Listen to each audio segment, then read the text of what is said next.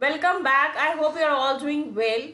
आज हम जानेंगे 10 कमांडमेंट्स ऑफ कम्युनिकेशन। देखो, understanding the phenomena of creating best communication. जब भी हम किसी से कम्युनिकेट करते हैं, बहुत सारी छोटी छोटी चीज़ें होती है जिनका हम ध्यान रख सकते हैं और कम्युनिकेशन को फ्रूटफुल बना सकते हैं। जिस कम्युनिकेशन से आपको कोई चीज़ समझ ही नहीं आ रही है, आप इंटरेक्ट ही नहीं हो पा रहे हो, उस कम्युनिकेशन का डेफिनेटली कोई मतलब नहीं है, कोई मकसद नहीं है, कोई मज़ा नहीं है। आप बोर हो जाओगे या तो आपको मैक्सिमम चीज़ें समझ ही नहीं आएगी।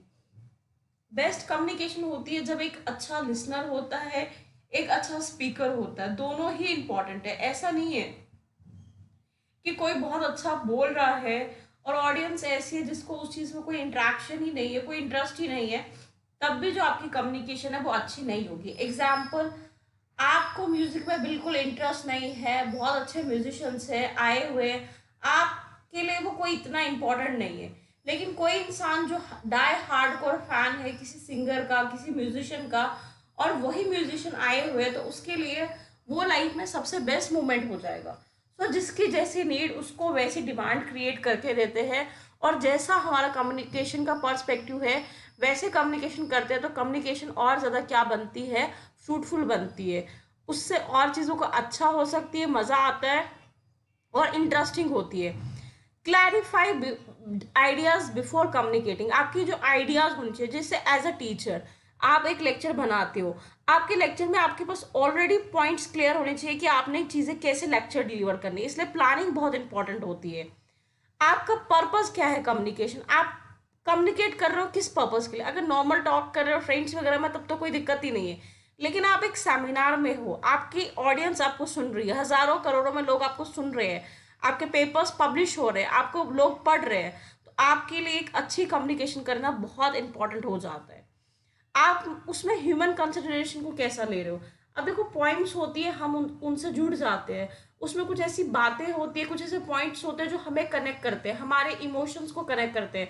आपको पता है टीवी सीरियल्स क्यों हिट होते हैं, जहाँ पे एक पति अपनी पत्नी से बहुत ज़्यादा प्यार करता है? क्योंकि रियलिटी में ये चीज़ें कम देखने को मिलती है। और जो लोग, जो भी फीमेल्स अपनी रियल लाइफ में अपने लविंग वंस या डियर वंस से वैसे नहीं कनेक्ट हो पाई जैसा वो चाहती है, तो वो काल्पनिक चीज़ों को ही देख के खुश होती है। ये होती है स्ट्रैटेजीज आपकी। जो टेलीविजन क्यों चीज़ें फेमस होती है, क्योंकि वो इमोशंस को हिट करते हैं। तो बेस्ट कम्युनिकेशन हमेशा एक प्रॉपर होनी चाहिए। हमें गलत तरीके से कम्युनिकेट नहीं करना, इन्हें बेटर वे करना है। वैल्यूबल होनी चाहिए। ऐसी कम्युनिकेशन होनी चाहिए जिससे एक इंसान सीख सके, सजेस्ट हो सके, मोटिवेट हो सके, एडवाइस ले सके। आपने कभी किसी को डिमोटिवेट करने के लिए एडवाइस नहीं देनी है, या किसी को गलत नहीं बोला। हमेशा आपने एक बात सुनी है, we lift by lifting others. हम लाइफ में ग्रो करते हैं जब दूसरों को भी ग्रो करने का मौका देते हैं। Be like APJ Abdul Kalam. Be careful of the out tones of the basic content. आपका कंटेंट किस बात पे है। सपोज अब ग्लोबल वार्मिंग आपका कंटेंट है, आपकी चीज़ें उनको ही रिलेट करनी चाहिए। ऐसा नहीं है कोई वहाँ पे जाके रेसिपी डिस्कस कर रहे हो, उस चीज़ का कोई मतलब नहीं है। हाँ, एग्जाम्पल दे सकते हो किसी चीज़ की, बट उसी चीज़ की एग्जाम्पल दोगे जो उसके साथ कोरिलेट करती हो। Use crisp language, be clear. आपकी लैंग्वेज क्लियर होनी चाहिए, गोल गोल जलेबी नहीं। जैसे आपने देखा कुछ ऐसे, ऑब्वियसली बात है हमारे टाइम पे, क्योंकि हम इतने समझदार नहीं होते थे। आप बच्चे तो समझदार, आपको पता है क्या सही है क्या गलत है। हमारे टीचर टाइम पे क्या होता था, टीचर पूरी स्टोरी सुनाते थे बट हमें पता ही नहीं होता था, क्योंकि हमारी उतनी नॉलेज थी ही नहीं। आपकी जो वर्ड्स होने चाहिए, जो हमेशा क्लियर होने चाहिए और एकदम क्रिप्स लैंग्वेज होनी चाहिए। Follow up the communication. Follow up मतलब जब आप स्टार्ट करते हो और आपका एंड करते हो, मतलब कंक्लूड करते हो, उसमें एक स्टोरी जैसी होनी चाहिए, पैटर्न क्रिएट होना चाहिए। तभी एक लिसनर को समझ भी आएगा, फ्रूटफुल भी आएगा। और यही ट्रिक मैं आपको आपकी पढ़ाई में भी बताती हूँ हर बार, कि जब भी पढ़ना है चीज़ों को स्टोरी मोड पे क्रिएट करो। आप चीज़ों को पैटर्न लेके चलो। अच्छा, ये इंट्रोडक्शन था, मैंने ये समझा, अब उसकी वो समरी, आपको वो चीज़ें कभी नहीं भूलेगी। Communicate with the future as well as present in mind.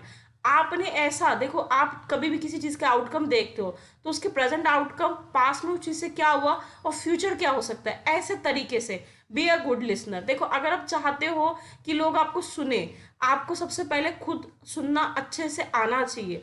आपको चीज़ें समझनी है। इन बिटवीन द लाइंस वही लोग समझते हैं जिनमें सुनने की और समझने की क्षमता अच्छी होती है। आप अगर आप समझते हो कि आप ही को सब कुछ आता है, तो आप कभी एक गुड लिसनर बनोगे नहीं। और अपनी लाइफ में एक क्यूरियोसिटी मेंटेन करो, चीज़ों को अंडरस्टैंड करने की, डेवलप एक पर्सनालिटी ऐसी मेंटेन करो ताकि आपको चीज़ों में हेल्प हो। सो ये कुछ इंपॉर्टेंट ट्रिक्स एंड टिप्स थे आपके कम्युनिकेशन को और बेटर तरीके से फ्रूटफुल बनाने के लिए। बाकी यू ऑल नो, आप बहुत ही समझदार हो, लाइक सब्सक्राइब शेयर तो आप वैसे ही कर देते हो, तो कोई डाउट ही नहीं है इस चीज़ के लिए। Stay connected with us, it's our responsibility to provide you the best things, you just your responsibility is to learn in a better way.